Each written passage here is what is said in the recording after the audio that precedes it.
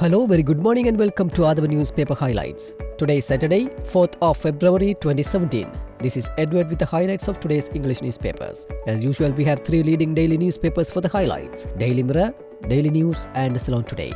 Firstly, let's have a look on the Daily Mirror. The Daily Mirror has published a picture commemorating the 69th anniversary of independence of Sri Lanka. The main headline says, Cabinet reshuffle soon. UPFA General Secretary and Minister Mahinda Amaraweera said yesterday a mini cabinet reshuffle was in the offing because the people and government members thought that a change in certain cabinet portfolios was necessary. Parachuter injured at Independence Day rehearsal. A 44-year-old naval rating was injured while he was practicing parachuting at the Golf's Green yesterday in preparation for the Independence Day celebrations. Item issue: GMOA to seek international intervention. The Government Medical Officers Association said yesterday it would even seek international intervention to revise the ruling directing the Sri Lanka Medical Council to register Item's MBBS graduates. Queen Elizabeth extends wishes. Queen Elizabeth II, in a message on Sri Lanka's Independence Day, has extended her best wishes for good fortune and happiness of the people of Sri Lanka in the coming year. Secondly, let's move to Daily News. The main headline of the Daily News also tells about the cabinet reshuffle in the offing. President will decide the date. Section of public sees need for reshuffle. Sri Lanka to request UN declare Vesak an international holiday. Justice and Buddha Sasana Minister Vijaydas Rajapaksa said that he would be requesting the United Nations to make preparations to declare Vesak Poya Day as an international holiday. Item issue: GMOA questions Minister's silence on SLMC recommendations. The Government Medical Officers Association yesterday questioned as to why Health Minister Dr. Rajitha Senaratne was not making any statements about the recommendations forwarded by the Sri Lanka Medical Council with regard to the standards of the South Asian Institute of Technology and Medicine. RTI Act in force from yesterday. The Right to Information Act came into force with effect from yesterday, fulfilling one of President Maithripala Sirisena's pledges during the last presidential election campaign. The act aims to restore transparency and good governance in the country, Parliamentary Reforms and Mass Media Minister Gayanda Karunatilaka said.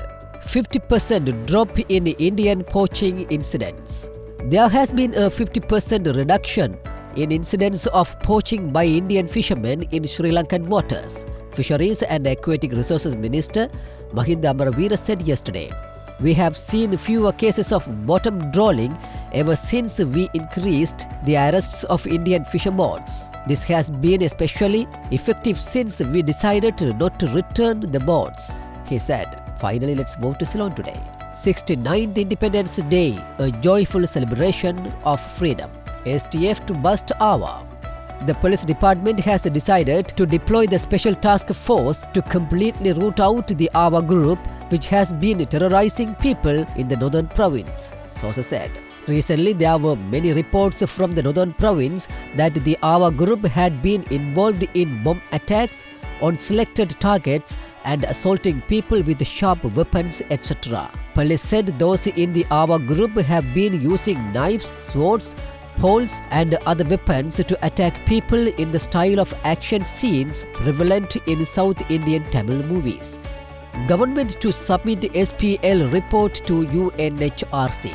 The government is planning to submit a special report to the Geneva Human Rights Council at the latter's sessions to be held from 27 February to 4 March. The report is said to contain measures taken so far by the government to protect the human rights of its citizens, sources said. They said Foreign Minister Mangala Samaraweera is set to submit this special report at the UNHRC sessions. Fisheries sector posts profit after 42 years.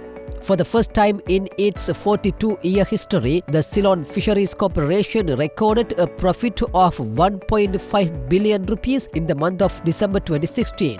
Minister of Fisheries and Aquatic Resources Mahinda Amaraweera said at a media briefing yesterday at the Ministry office. Mahinda will return to SLFP, says Amaraweera.